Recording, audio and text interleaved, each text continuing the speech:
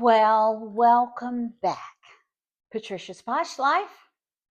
Today we're going to talk about something that I think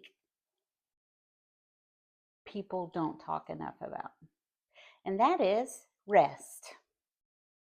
So I'm sure you're going, what in the world does this have to do with having a posh life? Well, as the old saying goes, if you don't have your health, you don't have anything, right? I've heard so many people say that in my life, but it's actually a really, really true adage, right? If you don't feel good, number one, it's hard to look good. Number two, it's hard to have the energy to get yourself up, do what you got to do to look good, shower, shave, do your hair, do your makeup, whatever it is that you do to look posh, get dressed, have your car looking great, have your home looking great. Um, it's tough to do that when you're exhausted. So today I want to talk about the role of rest and what it has to do with a posh life and a few tips that my husband and I use in order to combat exhaustion. So we are at our age known as the sandwich generation, which basically means that we have aging parents and we also have kids ranging in different ages and the stresses that come along with that. So I do have an aging father, and it is it is somewhat of a trial sometimes to make sure that he is getting the proper care, and to try to balance that with my life, ministry, work, everything that's going on is quite difficult at times. As some of you already know, my husband has his own coaching and consulting business regarding behavior. And also, he is a pastor of a church and has his own ministry. And I do a lot of the work with him on that. A lot of my work is hidden and you never see it. It's technology and videos and other things. But still, it's hours in the day, right? And I know a lot of husbands and wives have that same setup, whether the wife does the books for the business and the husband does the services, or vice versa, right? Um, and it can be very stressful on a relationship within your home and also outside of your home. So today I wanted to share with you, because I do like to give tips, right? So I feel like somewhat I'm a bit of a failure if I don't give you information that you can immediately apply after you finish watching my video. And usually I will try, I don't always succeed, but I usually will try to provide you with some very logistical, because I'm a very logistical, detailed oriented person. And I always want to know, how do I do it? And not only how do I do it, but how do I do it faster? How do I do it with less steps? Because I have all of these plates spinning, and I feel like, from Gen Z all the way back to us baby boomers, we have a lot of anxiety in our society. A lot. The highest level, I think I was reading the other day, the highest level of anxiety that has ever been experienced, which is sad and very unfortunate. And I think what I'm talking about today plays into that. And I also want to somewhat specifically talk a little bit to my ladies in the audience, because it is very tough to be expected to juggle so many things and to juggle them and do them well, right? Um, in my generation of women, we were brought up with this mentality of, you know, you can be a career woman and you can have kids and you can have everything and you can have it all. And that is absolutely true in the United States of America. It's absolutely true. It was true when I was growing up back in the 80s, and it's still true now. Women, believe it or not, contrary to what the media tells you, and a lot of skewed statistical reports, especially here in the state of Georgia where I live, women do well. We are not as bad off as we used to be. We have a lot of women executives in this country who are making well over what men are making. We have a lot of women who are doing quite well in service industries. Um, and I'm not saying that all the problems are fixed. I'm just saying that don't believe everything you hear about where women are. Um, I work with many, many professional women who are at the same exact or higher level than the men. Work with a lot of them and have for 30 years now. So, having said that, I just want to say that we are socialized to believe that we're supposed to take care of everyone. And so we end up being, you know, sacrificing ourselves. And to be very transparent with you and my audience, especially when it comes to health, a lot of you already know that my husband and I went through a very serious health scare with his life.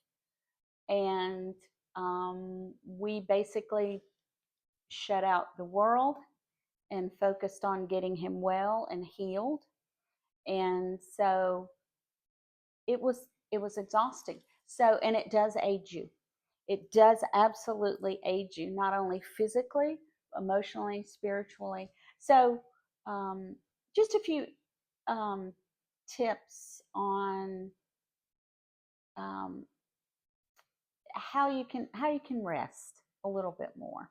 So, I am very much a Type A person, and I am always, when I walk by my sofa, I'm tweaking the pillows, I'm adjusting the angle of, you know, a flower vase or what, it just seems like, and a lot of that has to do with my subconscious programming from my childhood, and which a lot of us, not just women, a lot of us have that. So you always want things to be perfect, right? You want it to be the Hallmark movie. Okay, let me tell you something that doesn't exist, right? It just doesn't exist. Real life doesn't work like Hallmark movies, okay? Um, and so what we started doing, um, and this is going to take a little bit of an explanation, so thank you for your patience. So, my husband and I are what we say in the South, Bible believing Christians. However, we observe the Hebrew holidays that are laid out in the Bible. Stay with me, hang in there. It'll make sense, I promise. One of those observances is called Sabbath, and many of my friends who are watching this channel know exactly what I'm talking about. And so we in America have kind of, transitioned Sabbath into Sunday, go to church, go out to eat, go to grandma's, whatever your Sunday looks like, right? But for my husband and I, with him being in the ministry, Sunday's a day of work for us. I'm filming, he's preaching, we're greeting, we're taking care of members, we're going, taking missionaries out to eat, we're having meetings after church, just, on and on and on. So it's another day of work for us. So we got to the point where we were just so frazzled with all of the things that we had to do. And we felt like we needed to change something about our lives because we were just getting so burnt out with all of these things going on after my husband got healed and started some physical recovery and therapy that he had to do. And so we began to observe the Sabbath. So in the Hebrew tradition, Sabbath is on Friday and it begins at sunset. And basically, it was a time where on Fridays, people got their houses cleaned, they gathered their families together, they had a nice meal, and they had a ceremony, which we do as well in our own fashion. Um, we have communion and we light the Shabbat candles. And from that moment on until the next sundown, sunset, we rest. Now, for me, somebody who's type A, who loves a very orderly house, a very organized life, this was so difficult. This was so difficult for me because my entire childhood and my subconscious programming and all of my behaviors were go, go, go, go, go, go, go, until you just crash because you're sick, which is a stupid way to live. And then me being an event manager just reinforced that to the nth degree. So I want to offer this up to you. Pick one day, pick one 24-hour day, and truly honor it. And I don't know what faith you are. I don't know what your spiritual belief is. That's not what we're talking about in this video. We're talking about health and resting and giving yourself time to think. Now, I'm going to transition into something that's probably going to make a lot of people angry. I seem to be doing that a lot lately. Anyway, I have never been, nor will I ever be, a fan of running your children from place to place to activity just because. I know so many families that run themselves completely ragged to the point of exhaustion, illness, and financial strain, quite frankly, because they're chasing this weird thing that our children need to be in all these activities, right? So I've been a single mom, I've been a married mom, I've been a second married mom, right? And for me, I always looked at my kids' activities as number one. I worked full time the entire time my children were in activities.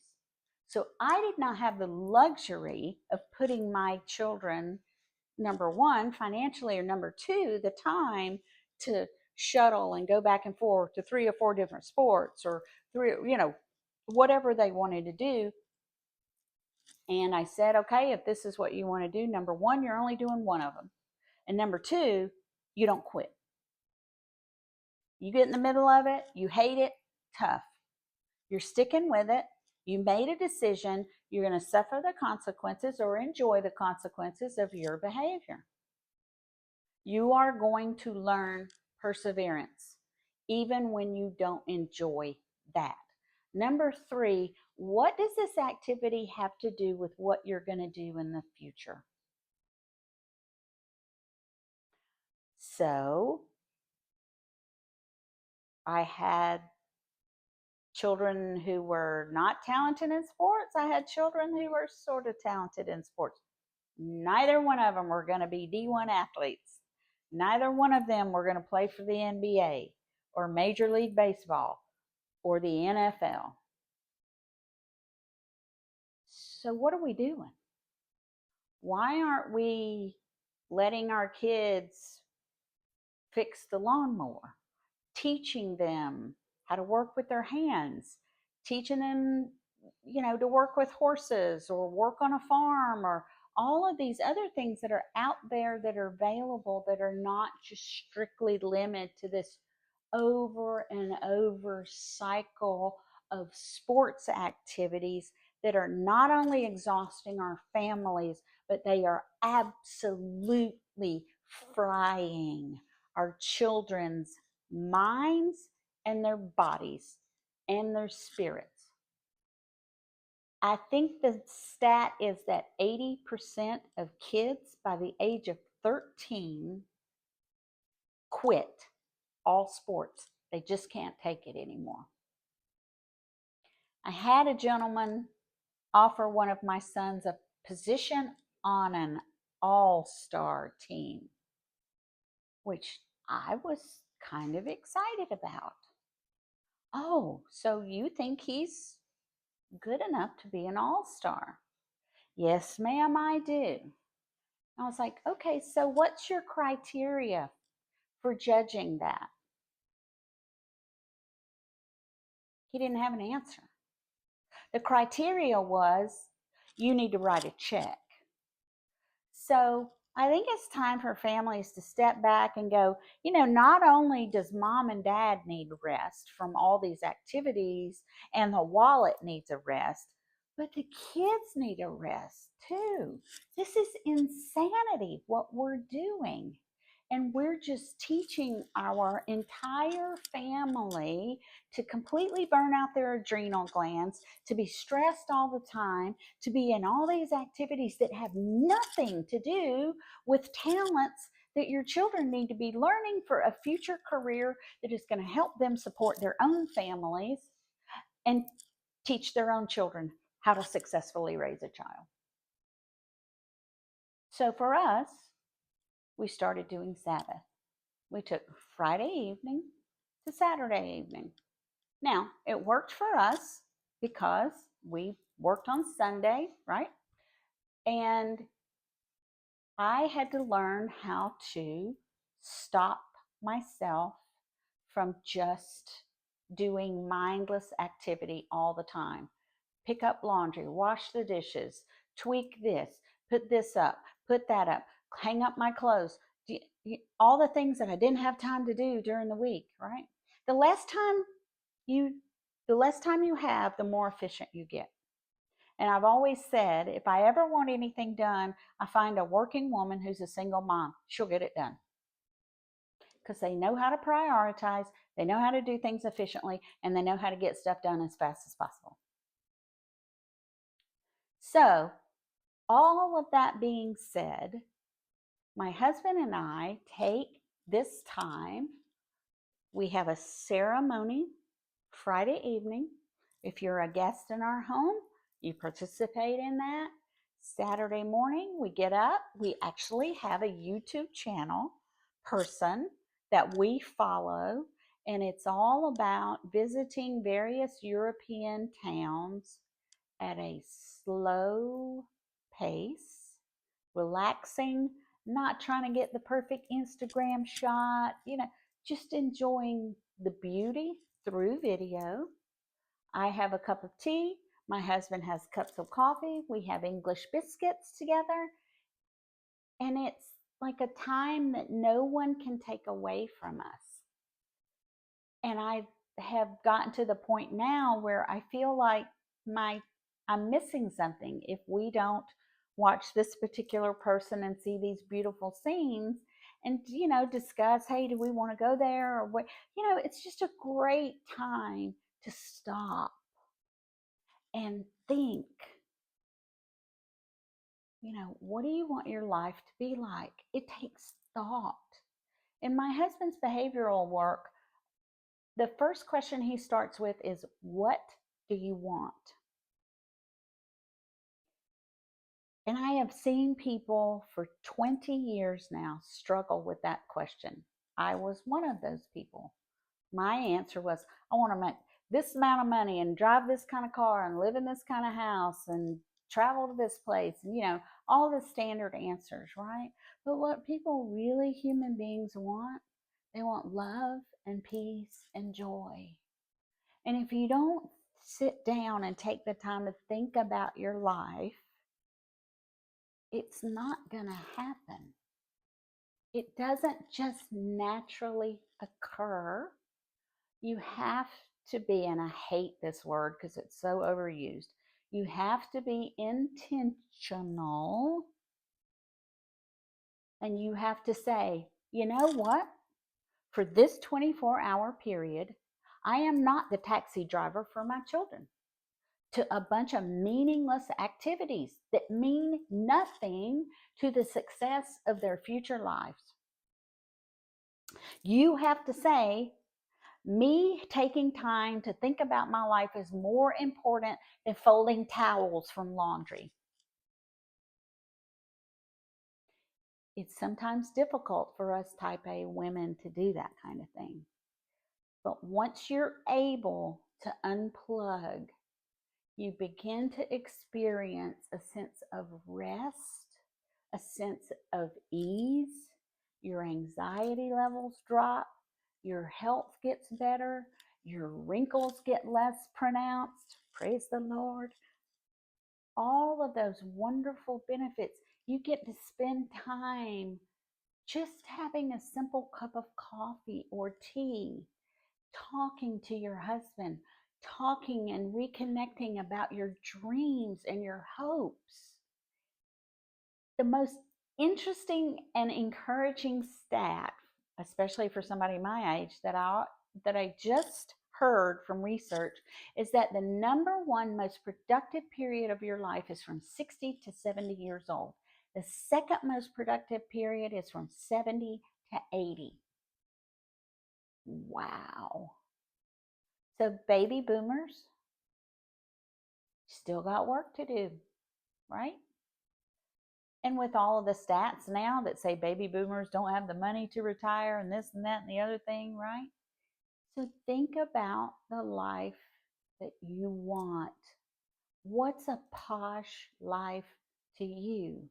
For me, a posh life is having time to reflect, having quiet time to spend with my husband, having time to read, having time to journal, having time to sit, and quite frankly, take a little cat nap on my back deck when it's a beautiful day, and listen to the birds sing and watch the deer come up in my backyard. It's amazing. It feeds my soul and uplifts me just to see nature.